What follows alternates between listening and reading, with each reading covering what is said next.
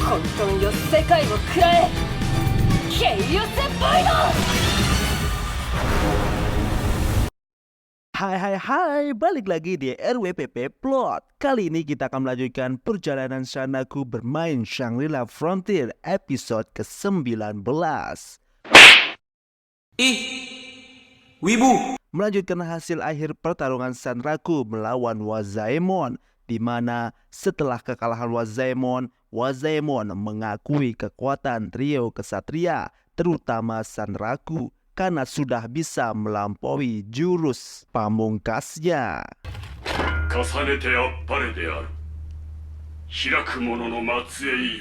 Setelah kekalahannya, Wazaemon lantas mengambil pedangnya yang patah lalu bergerak maju. Sanraku dan yang lainnya mengira jika Wazaemon akan menyerang kembali, tapi ternyata Wazaemon menuju makam Setsuna. Dan inilah momen-momen terakhir di mana Wazaemon akan beristirahat untuk selamanya. Tubuh Wazaemon pun hancur, menyisakan pedangnya yang tertancap di sebelah nisan Setsuna.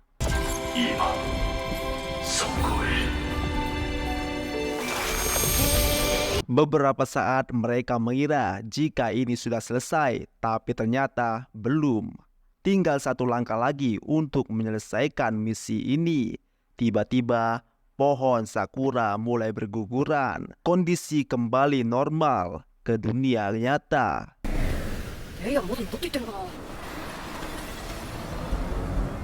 Dan terlihatlah Setsuna di bawah pohon sakura. Setsuna mengucapkan terima kasih kepada Arthur, Sanraku, dan Oikazo karena telah mengalahkan Wazaemon. Di sini Setsuna mengucapkan hal aneh karena Setsuna mengatakan jika harapan Setsuna dari masa lalu telah terpenuhi.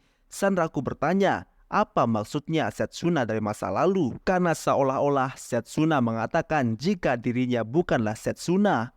Ternyata Setsuna yang mereka lihat sekarang adalah sisa dari dirinya atau sisa dari Setsuna yang sudah meninggal yang dihasilkan oleh perasaan Setsuna itu sendiri.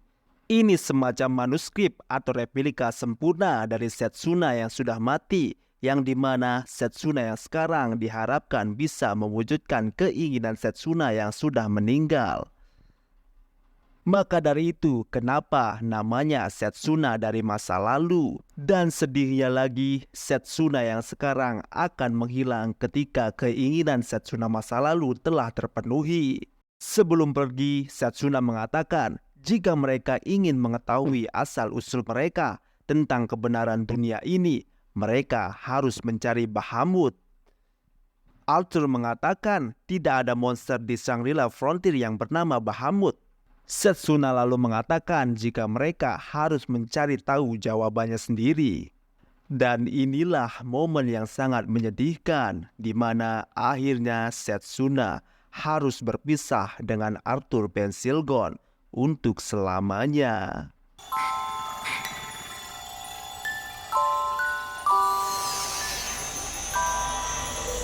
Dan saat itulah skenario unik mengalahkan Wazaemon si penjaga makam berakhir. Ini adalah kekalahan salah satu 7 monster unik di dunia Shangri-La Frontier yang pertama. Setelah itu, terjadilah pengumuman di seluruh dunia Shangri-La Frontier bahwa 3 player Sanraku, Arthur Pensilgon, dan Oikazo telah mengalahkan Wazaemon si penjaga makam. Berita ini tersebar sampai ke telinga para petinggi klan-klan unik di seluruh Shangri-La Frontier. Ada juga pengumuman karena setelah kekalahan Wazaemon, cerita dunia Shangri-La Frontier akan berlanjut ke fase berikutnya, di mana disebut dengan World Story. Lalu kita diperlihatkan di salah satu gedung Utopia, di mana kita diperlihatkan kemajuan dari Shangri-La Frontier fase yang baru telah mencapai 12%. Artinya, tinggal menunggu waktu saja sampai fase Shangri-La Frontier yang baru dimuat seluruhnya. Pengumuman kekalahan salah satu 7 monster unik, Wazaemon sang penjaga makam, telah menggemparkan dunia Shangri-La Frontier. Bahkan berita itu sudah sampai ke klan yang sangat kuat, yaitu Swordsful, di mana klan ini dipimpin oleh Psygel 100. Yap, ini adalah klan yang dimasuki oleh Psygel Zero. Di sini mereka membahas tentang trio kesatria yang telah mengalahkan Wazaemon. Mereka tidak bisa menyebut diri mereka sebagai klan atas karena mereka sudah didahului untuk mengalahkan salah satu monster unik. Di tengah perbincangan, tiba-tiba Psygel Zero mendapatkan pesan darurat dari seseorang. Di sini klan Swordsful membahas tentang perjalanan ke benua baru, tapi ketuanya Psygel 100 mengatakan perjalanan itu akan tetap berlangsung, tapi salah satu dari mereka dan dirinya harus tetap diam di sini untuk mengontak Shanraku dan yang lainnya. Rupanya Psygel 100 sepertinya mempunyai rencana. Baru disadari oleh anggota klan yang lain bahwa Psygel Zero sudah menghilang. Lalu salah satu player mengatakan jika Psygel Zero pergi lebih dulu karena ada temannya yang meminta bantuan. Kita kembali ke hutan Parismatik, di mana kelompok Shanraku akhirnya bertemu dengan kelompok Ocelot. Di sini mereka bersih tegang. 生きってるだけの三流だ。やはり拠点の場所を漏らしたのはお前だな。 Di sini Ocelot sangat marah kepada Arthur Pensilgon dan terungkap juga jika Ocelot adalah adik dari Arthur Pensilgon. Dengan kemarahan yang berapi-api, Ocelot dan yang lainnya berniat menyerang kelompok Shanraku, tapi tiba-tiba hal tak terduga terjadi. Seseorang datang di depan mereka, dan ya, orang itu adalah Psygel Zero.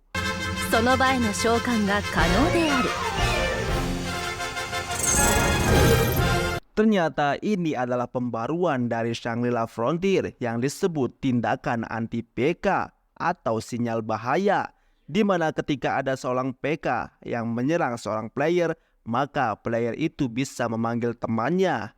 Dan beruntungnya Shanraku karena dia sempat berteman dengan Psygel Zero. Dan datanglah Psygel Zero saat ini di depan Ocelot dan kelompoknya.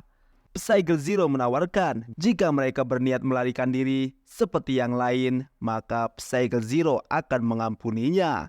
Tapi Ocelot sudah terlanjur marah dan tidak mau mundur. Akhirnya Ocelot dan kelompoknya menyerang Psygel Zero. Tapi seperti yang sudah kita duga, 50 detik kemudian mereka semua tumbang. Dan Ocelot pun diakhiri nyawanya oleh Arthur Pensilgon. Dan semua item yang dipunya oleh Ocelot akhirnya diambil oleh Arthur Pensilgon. 突き上げてきたエラだそれ。 Setelah selesai, Shanraku berterima kasih kepada Psygel Zero. Psygel Zero terlihat gugup, pantas saja. Karena sebenarnya Psygel Zero adalah Rei Saiga yang menyimpan hati kepada Shanraku atau Hizutome. Psygel Zero lalu mengatakan selamat karena telah mengalahkan Wazaemon sang penjaga makam. Tapi setelah itu justru Shanraku yang gugup karena telah memanggil Psygel Zero. Shanraku tidak bisa hanya bilang terima kasih saja. Apa yang harus dilakukan Shanraku? Tapi dari sisi Psygel Zero, dia justru salah paham melihat tingkah Shanraku. Dia mengira jika Shanraku menatapnya dengan perhatian. Padahal Shanraku sedang berpikir apa yang harus dikatakan kepada Psygel Zero. Di sela ketegangan itu, Pensilgon menyela dan mengatakan kepada Psygel Zero, maukah dia membunuhnya? Ini dilakukan Pensilgon untuk membersihkan namanya. Pensilgon mengatakan jika dia sudah muak menjadi seorang player PK, inilah saatnya dia akan membersihkan namanya, walaupun harus kehilangan semua itemnya. Tapi tentu saja Pensilgon tidak akan menawarkan kepalanya begitu saja. Dia menantang Psygel Zero untuk bertarung. Psygel Zero sempat berpikir, tapi akhirnya setelah menatap Shanraku, dia menerima tantangan Pensilgon dan bersiap menyerang. わかった。受けて立つ。サタナエル。反転。Terungkap bahwa nama dari pedang dari Psycho Zero adalah antinomi, yaitu pedang dewa dan iblis. Di sini Psycho Zero mengeluarkan kekuatan pembalikan, di mana pedangnya berubah menjadi putih dan zirahnya yang tadinya putih berubah menjadi hitam.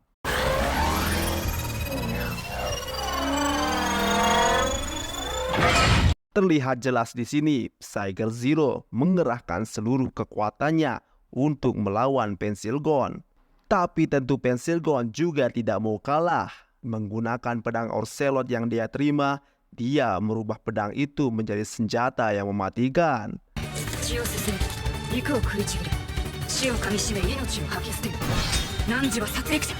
Dan pertarungan pun dimulai. Psycho Zero menggunakan Masquerade Bite untuk menebas Pensilgon, tapi Pensilgon bisa menghindar dan melompat ke atas. Pensilgon lalu menyerang dari belakang, tapi dengan mudahnya Psycho Zero menangkisnya. Dan gawatnya, pedang dari Pensilgon menancap dan tidak bisa ditarik. Dan inilah kesempatan dari Psycho Zero untuk menebas, dan tebasan pun terjadi. Tapi Pensilgon masih bisa menghindar, walaupun satu lengannya telah putus. Pensilgon sepertinya tidak menyerah begitu saja. Dengan satu lengan, dia masih tetap menyerang. Tapi Psycho Zero masih bisa menangkis dengan mudah.